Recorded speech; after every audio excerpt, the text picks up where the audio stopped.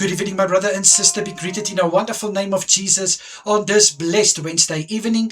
And thank you so very much that I have the privilege to pray for each one of you tonight. I trust you all had a good day, that you were able to do everything you needed to do. Let me pray for us for this evening. Father, I pray in Jesus' mighty name. Thank you, Father, that I can come to you in the lovely name of Jesus. Father, to you all honor and glory. Thank you for adding this day to our lives.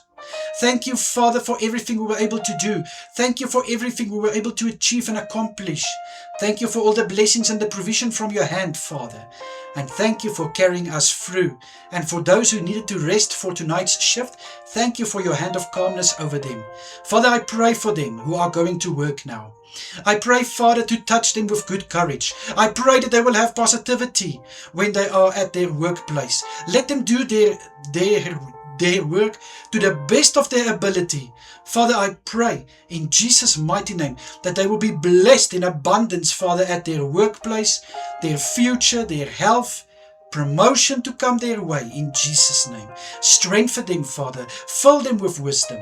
And thank you for what they are sacrificing to work in the evenings. My prayer is also, Father, for everyone going to sleep. May every brother and sister be blessed with a sweet night's rest. Please grant them, Father, with good rest. And I pray for calmness in their minds. I pray for tranquility to hover over them, tranquility in their hearts. And may nothing that wants to disturb their sleep tonight, Father, have any effect or any impact on my brother and sister's sleep. I pray for a peace to hover over them in such a way that even their dreams will be peaceful in Jesus' name. Father, I pray for activities taking place tonight at churches, for Bible schools, for courses presented. I pray for everyone who is part of this activity, for those who are bringing the teaching.